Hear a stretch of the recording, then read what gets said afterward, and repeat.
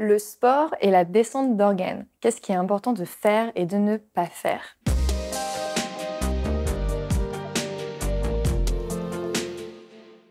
Je m'appelle Alexia Cornu, je suis coach depuis 2010, experte en physiologie féminine. J'accompagne des femmes à la fois sur le plan sportif, nutritionnel, mais également en termes de bien-être. La santé est vraiment un domaine qui me passionne.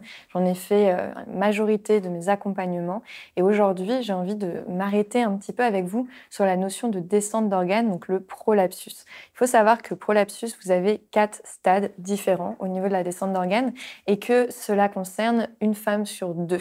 D'accord? Donc, ce qu'il faut savoir, c'est que c'est encore plus fréquent que les fuites urinaires et on est toutes concernées par le prolapsus. Donc, il faut faire extrêmement attention. Ça ne concerne pas uniquement les femmes après la ménopause, ça ne concerne pas uniquement les femmes en postpartum, ça peut vraiment concerner toutes les femmes.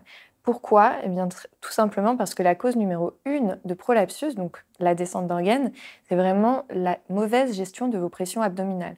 Donc, des athlètes peuvent être sujettes à des prolapsus parce qu'elles n'ont pas appris à gérer les pressions abdominales en faisant des efforts extrêmement intenses. De même, la constipation est l'une des premières causes de descente d'organes parce que tout simplement, quand on pousse, quand on va à la selle très fort, il faut savoir que c'est très mauvais pour notre périnée et donc ça vient entraîner des risques de descente d'organes. À savoir que des études ont été faites qui ont démontré que 30 poussées à la selle étaient équivalentes à un accouchement physiologique. Donc vous imaginez que les personnes qui sont constipées chroniques émettent énormément de pression sur leur périnée. Alors, les pressions abdominales, c'est vraiment la clé. Et ce qu'il faut savoir, c'est qu'on peut vivre correctement en ayant une bonne gestion des pressions abdominales avec un prolapsus de stade 1 et 2. D'accord? Il n'y a pas, faut pas vous inquiéter, vous n'allez pas forcément vous retrouver avec vos organes qui sortent de votre culotte avec un prolapsus de stade 1 et 2. Ensuite, le stade 3 et 4 sont des stades beaucoup plus avancés où là, il faudra quand même consulter pour voir si on peut trouver des solutions, soit avec un PCR, soit avec éventuellement une intervention chirurgicale. Mais dans tous les cas, même si vous avez une intervention chirurgicale in fine qu'on vous la propose, ça ne servira presque à rien, voire à rien, si vous ne faites pas le travail d'apprentissage des gestions abdominales, puisqu'il y a énormément d'échecs sur l'opération et la chirurgie, puisqu'il a été démontré qu'il y a énormément d'échecs post-opératoires sur une durée de plus de 10 ans pour les personnes qui n'ont pas fait l'apprentissage de la gestion des pressions abdominales. Donc c'est vraiment ça la clé, que vous soyez athlète ou pas, que vous soyez à la ménopause ou pas, que vous soyez en postpartum ou pas, c'est la première chose, apprendre à gérer vos pressions abdominales.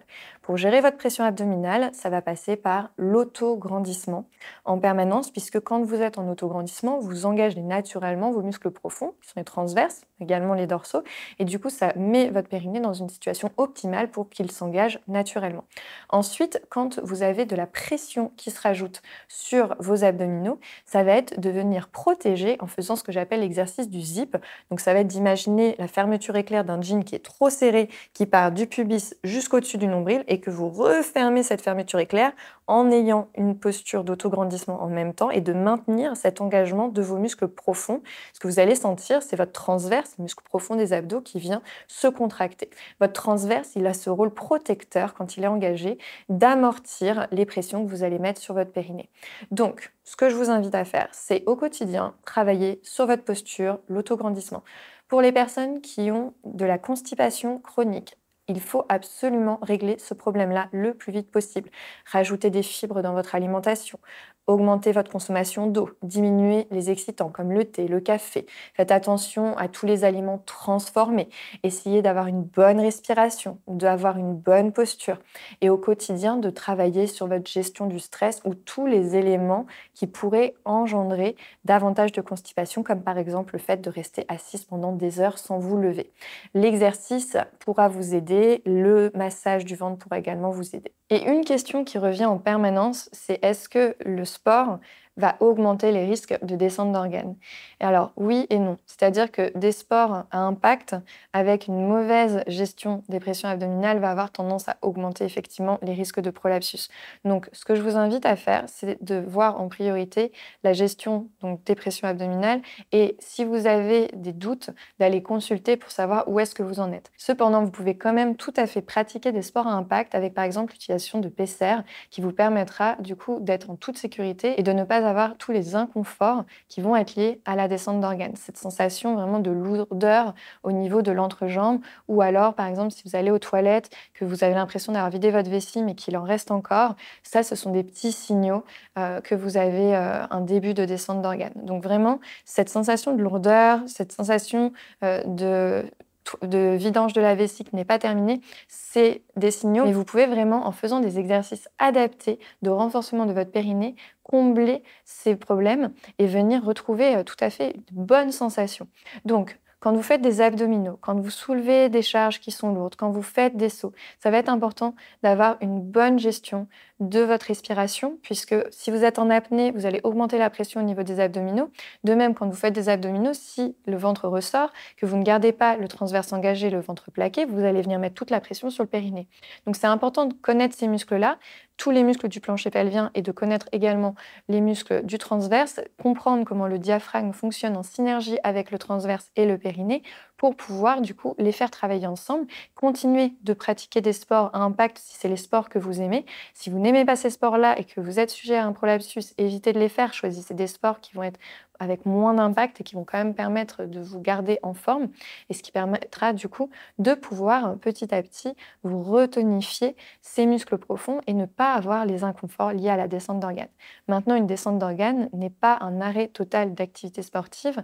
Il faut trouver les solutions les plus adaptées en fonction du stade où vous êtes au niveau du prolapsus. Mais sachez qu'il y a des solutions qui existent et que si on vous dit qu'il n'y en a pas, c'est que vous n'êtes pas allé voir le bon professionnel de la santé. Donc, allez voir une autre personne qui va vous aider à trouver la solution la plus adaptée à votre situation. Si vous avez une toux chronique ou des éternuements dus à des allergies, il va également falloir faire le travail de soigner ces allergies ou de soigner votre toux de façon à ne pas avoir en permanence ces impacts sur votre périnée liés aux éternuements et aux toux. Donc, la première chose, c'est de se dire qu'est-ce qui peut créer de l'instabilité et de la faiblesse à mon périnée? Eh bien, une mauvaise posture, constipation, toux, éternuement. Une fois que vous avez réglé ça, vous avez déjà fait une grande partie du travail.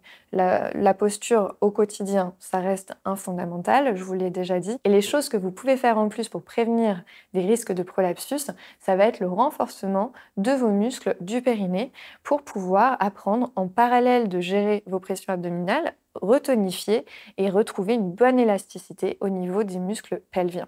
Donc les deux combinés, à la fois un travail sur les causes et à la fois un travail sur le périnée, vous permet de retrouver une vie tout à fait normale. Et même si vous êtes sur un stade de prolapsus 3 ou 4, où effectivement vous allez avoir besoin d'aide comme un PCR par exemple, ou alors éventuellement une opération si c'est ce qui est décidé avec votre médecin, eh bien la gestion de vos pressions abdominales, quoi qu'il arrive, sera bénéfique puisqu'elle est indissociable même avec une chirurgie. Vous ne pouvez pas remplacer tout ce travail d'apprentissage de vos gestions par de la chirurgie, donc vous devez faire le travail en parallèle. Pour faire ce travail, vous pouvez suivre mon programme abdominaux-périnée. Sachez qu'on décompose en 6 semaines tous les fondamentaux, à la fois posturaux, de la gestion des pressions abdominales, de la respiration et de l'engagement du périnée. Et je vous ai gardé le meilleur pour la fin. Sachez que pour les personnes qui souffrent d'incontinence, j'ai créé un guide gratuit avec tous mes conseils pour gérer les fuites. Vous y retrouverez bien évidemment ce conseil sur la gestion des pressions abdominales, mais plein d'autres conseils. Et vous pouvez le télécharger gratuitement. Il vous suffit juste de cliquer sur le lien qui est dans la description de cette vidéo. Je vous remercie pour votre attention et je vous dis à très vite dans une prochaine vidéo.